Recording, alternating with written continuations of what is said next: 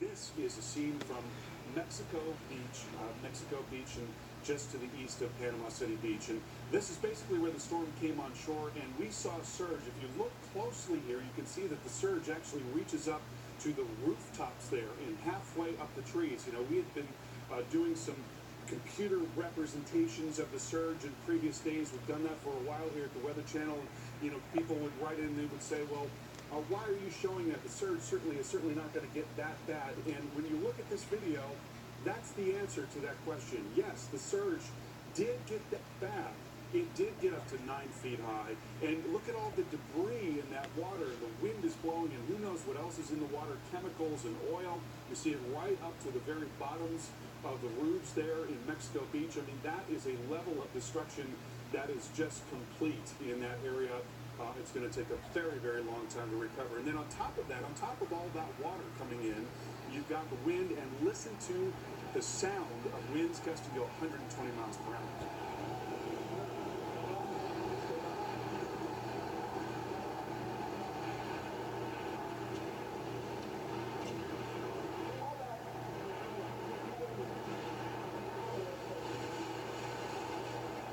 So when you see tornado video, it looks very much the same. It sounds the same. We're talking about a level of wind that is the equivalent of an EF2 tornado, and we're talking about damage that is also very much like what you would see in a tornado. The critical difference being that tornado damage tends to be very contained unless it's an extremely large tornado. Generally, it's in a smaller area, but here you're talking about tornado-like damage over a vast area. This is Panama City Beach. We're on the west side of the eye wall. The western part of the eye wall tends to not be as strong as other parts of the eye wall, but when you've got a storm that's a strong Category 4, that's nearly a Category 5, you're going to get an incredible amount of damage no matter what. So this was just an unbelievable storm today. Power outages now over 300,000 in Florida, 123,000 in Leon County, 101,000 in Dade County. It's going to be a very long process cleaning up there across parts of northwest Florida in particular. Let's take a look at what's going on with some of the wind right now. We are still seeing some stronger wind into parts of central Georgia. Winds gusting nearly 50 miles per hour right now, not very far away from actually in Macon, 46 miles per hour. 31 miles per hour is the most recent gust there in Atlanta, and we're gusting to 29 miles per hour in Augusta. You notice that little red triangle that is showing up in South Carolina. That is an ongoing tornado warning. I want to take a look at that because we have seen some pretty strong rotation in some of these storms so far today. That's Calhoun, Lexington, and Orangeburg counties under warning going until 12:30. We are finally beginning to see that rotation loosen up just a little bit, but it's still there. It's now near Route 172, and these things have been moving very quickly. That's also a hallmark of tornadoes that are associated with tropical cyclones. They tend to move very fast. This one moving to the north-northwest about 50 miles per hour, coming into Enos at 12:36, Sandy Run Academy at 12:43, and Gaston at 12:44. All right, we have some more video to show you now, and this is some of the wave action that was coming into the coastline there. We were looking at wave heights on the order of 10 to 15 to 20 feet just offshore. And again, when you've got that kind of wave action, each successive wave will build on the previous wave. This is something that you can observe when you go to the beach. And so that adds to that storm surge threat. And of course, it puts tremendous pressure on the beaches. So in addition to everything else that we're facing there in northwest Florida, the wind damage, the surge damage, you're also going to have a terrible amount of damage to the beaches. And, Alex, this is, one of the big draws for this part of the world. This is why people go to northwest Florida for vacation oftentimes. It's a beautiful part of the country, and unfortunately it's going to be a long recovery there for the beaches. Yeah, you said, Carl, really just amazing. A lot of times you've seen these storm systems, they come on the shore, and as they're doing so, they tend to try to weaken a bit, but that just did not happen this time around when it came to Michael. Just an amazing storm system here. Again, one for the history books. Again, as you see some of this water beginning to wash its way onto the shore here, and that water just continued to pile up and pile up and pile up and pile up to levels that in many cases we just have not seen before. An amazing storm that is Michael, now a tropical storm working its way through Georgia, and eventually going to make its way into the Carolinas. Bringing my Giovanni Ranapasta wasn't so easy. So I made it easy for America to find me.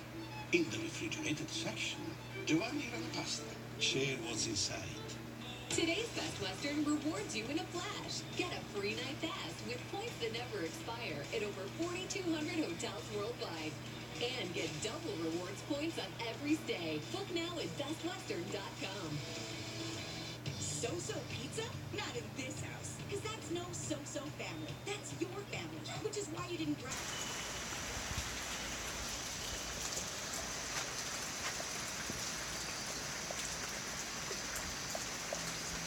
Winds are still sporadic. 1 minute it's blowing, the next minute it's not.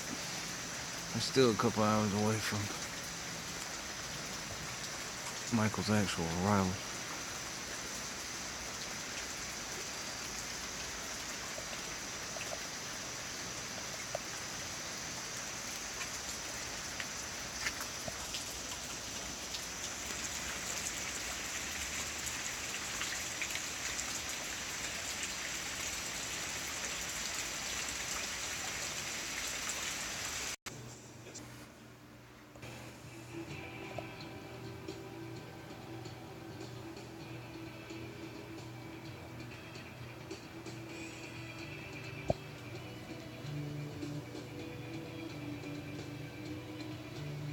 About where we are. Low 71. Thursday, morning showers, high 77. Chance of rain, 40%. Higher wind gusts possible. Thursday night, clear skies. Oh my goodness is right. Just another example of the far-reaching inland impacts from Hurricane Michael. That was a power explosion in Alabama. Now, power is a huge part of the story tonight. I'm meteorologist You like a salute? in Cordele, Georgia, and here's the deal. In Georgia alone, 230,000 customers are without power. How about Florida? Florida has roughly 330,000 customers without power. So in 2 states, that's 560,000 customers without power right now. That is a huge, huge undertaking that is going to be, taken by the power crews from multiple states, right? We've got mutual aid being called in from at least 7 neighboring states, maybe even more than that when all is said and done, because it's a Florida, a Georgia, and will eventually be a South and North Carolina state. Here in Cordele, it is now than it was a couple of hours ago.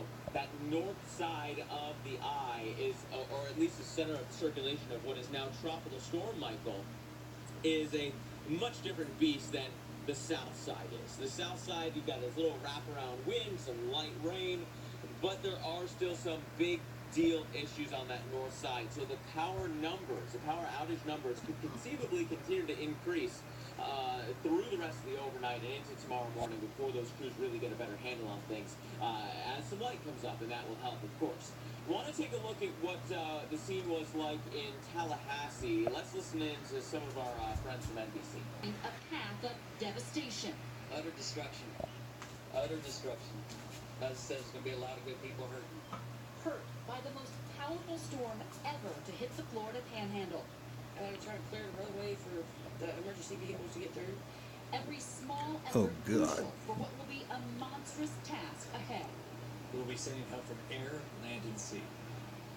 This includes thousands of responders for power restoration, medical search and rescue, law enforcement, food and water distribution. Critical resources in the aftermath of a catastrophic storm surge. Destructive winds up to 155 miles per hour that ripped off roofs and tore down power lines. And flooding that left neighborhoods under feet of water.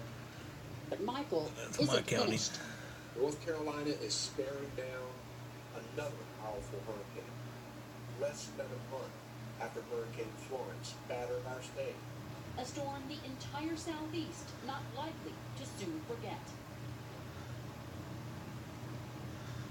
Likely indeed, Wendy. Thanks so much for that. Bring in storm specialist Carl Parker in the lab. Carl, I want to bring...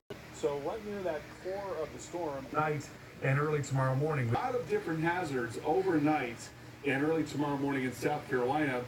Then into the middle of the day tomorrow, we again see those discrete cells with the tornado threat coming up in North Carolina, a flash flood threat, and some gusty wind in general. And then by the afternoon mark, that's finally going to make its way up into Virginia.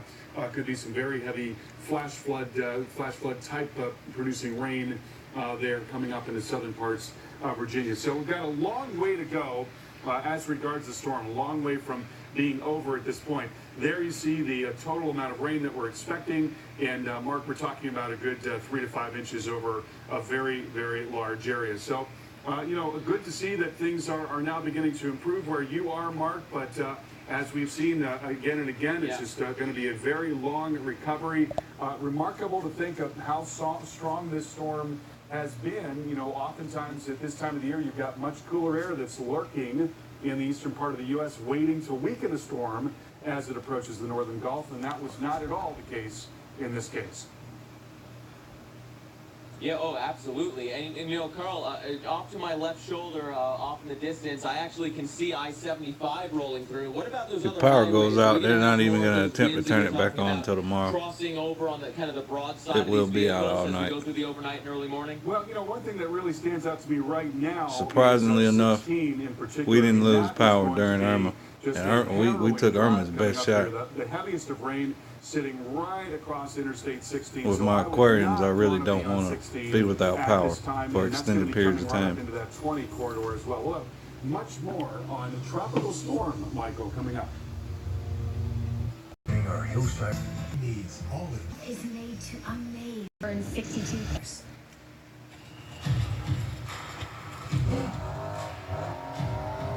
You never forget your first race. And you never back down from the next. You're the brotherhood of muscle. Super Crackle. You don't always use your smartphone for directions. Crackle and flash. Or to laugh out loud. But when it matters most, you count on track.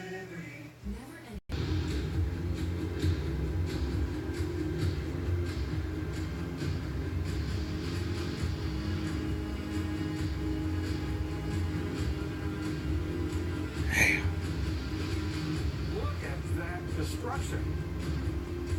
Some structures just not able to withstand the major hurricane force winds.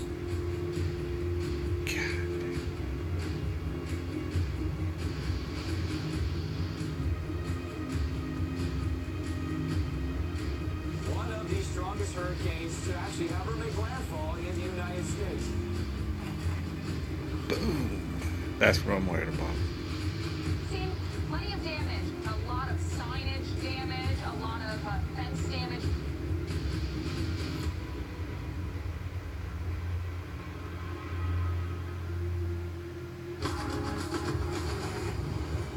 Well, we got some new video coming in. This was from earlier in Panama City Beach. That's where our very own Jim Cantori was stationed. And you see Jim there on the left in the blue coming to the aid of NBC's Gary Sanders today as Hurricane Michael made its way on in and its strong winds. It can be tough to stand when those winds are whipping around like they were. And so clearly Jim coming to the aid and helping a fellow reporter there that was getting whipped around by those winds. Wow, just goes to show you how strong those winds were coming on in. Things are much calmer in that general zone, but we're still following what's happening with Michael. Now a tropical storm making its way across parts of Georgia. Now, just get you out there to where things are faring for you there with our very own meteorologist, Mark Elliott. He's there in Cordele, Georgia. And Mark, not too long ago, you were dealing with some of those strong and gusty winds. Things have calmed down a bit there for you, though, as this thing is continuing to pull farther away. Yeah, I honestly can't even imagine what it felt like for Jim and for Carrie down there at the coast, because it was pretty ridiculous when we had those 60 to 70 mile per hour gusts here in Cordele. Now it's much calmer, but you know, they doubled that down near the coastline. There is still a corridor, and I think the National Weather Service and the National Hurricane Center, the groups that go out after these storms and go through the reanalysis data, it is still going to be something to see when you go down that kind of the east proof that did force with these hurricanes. And you know, we say you can hide from the wind, but you have to run from the water. When you have 150 plus mile per hour winds, you got to run from those too, right? There's a limit to how these structures can do. There's obviously a limit to how easy it is to stand when those gusts come by as well. And so there's going to be a lot to kind of go through over time with regards to just how strong those winds were and what we can learn from this storm. But we're not done yet. Tropical Storm Michael still moving through Georgia and still knocking out power. Now 244,000 customers without power across the state of Georgia alone. That number seems to be going up every time I talk to you. Well, it is, because our storm is moving into new areas. There's new trees falling onto other power lines, and new areas are losing power. So that number will continue to grow. Hopefully it does not grow as exponentially fast as it was earlier today when the winds were much stronger, but it is still going up.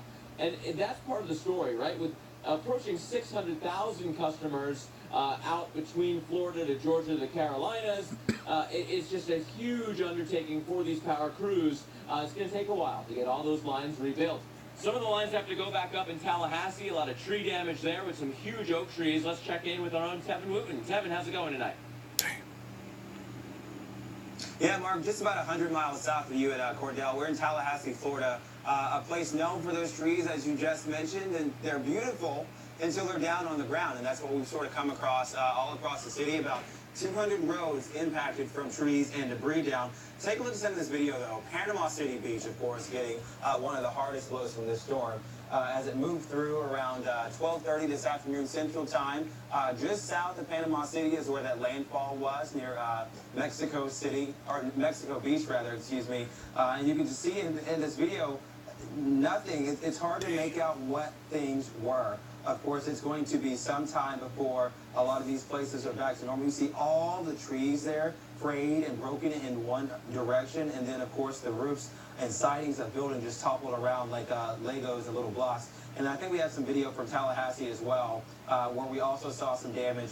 And this has been the sentiment of what Michael has done between his Category 4 status and 155 mile an hour winds to the 129 mile an hour winds reported near Panama City and Tyndall Air Force Base. And even in Tallahassee, this perfect timing here, the perfect capture as his tree fell. Luckily, it's going that way into the road and not towards anybody's houses or businesses. Of course, when we come back, a tropical storm, Michael, now still delivering a dangerous blow to Georgia. More live coverage coming up.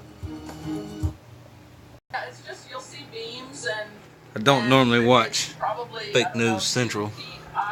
Everybody else is on commercial. Cables, wires. I don't know how much you can see. But it's a cinder block house. It was built in 1956. Those type houses on the native Floridian, they are sturdy. They hold up to just about anything. So we're safe. We're fine. When the storm came, I mean, did you hear the house, creaking or shifting or moving? Because I imagine being underneath the house could be scary if you hear that kind of stuff. No shit. What a fucking moron. I hate Anderson Cooper. He's a douche. Are happy to earn commission. All kinds of rain going through. It is breezy right out there.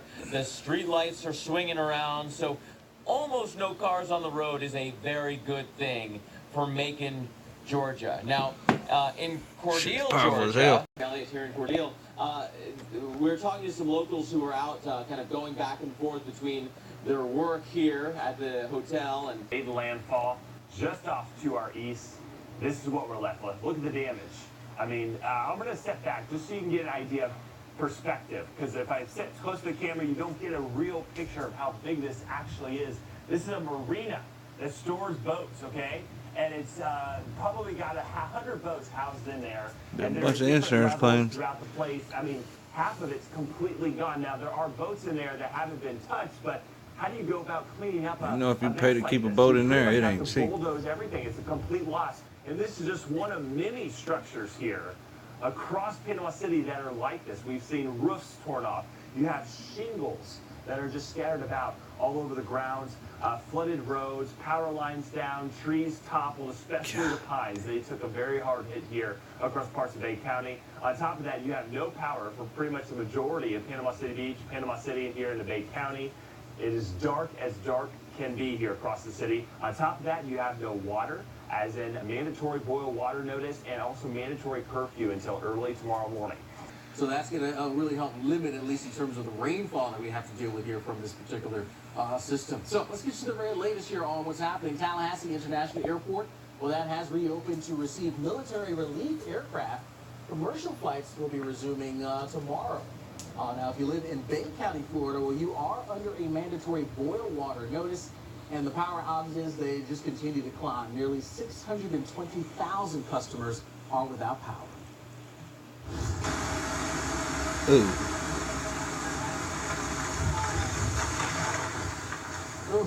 Yeah, trees down all over the place across inland Florida and Georgia. You see this pine here crashing down in Tallahassee. That's what I worry Thankfully, about. it fell the way it did.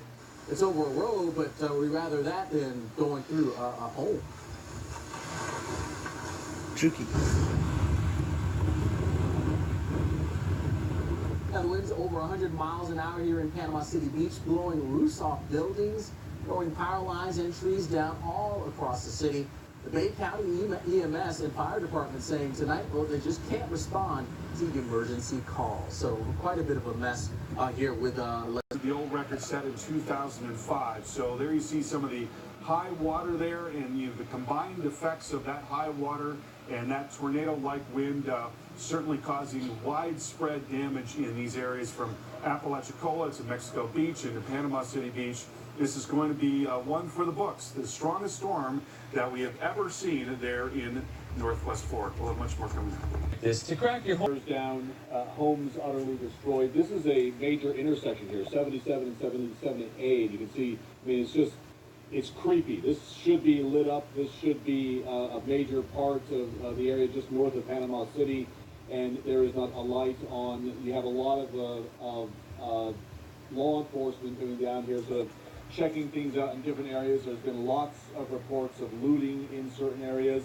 So this great. I mean, it's fairly deep. I can't go all the way in. I have boots on that go up about a foot, but I think I would probably go shoot the looters in the head. This is a piece of corrugated metal from a gas station that was nearby. Just down this way is Panama City, but I mean, it's completely dark. The only thing we can see is an antenna for a radio station, it looks like. We have spoken to many people. There are a lot of people who stayed in this area saying that they didn't think it was going to be that bad, or they had somebody that was sick and they couldn't transport them, or they just didn't have the money to get out of the area, and now they are stuck. The temperature has come down tonight. It's probably in the 60s, still a little breezy. It is cold. It is wet. It's going to be a long, miserable night here in the Florida Panhandle. Anderson? And just hoy por hoy, el equipo de Cruz Azul ha ganado un título en 34. Can show age. Gold bond 9% and possess visibly. Night you can plan for. Currently, periods of chance of rain. Rain's picking up.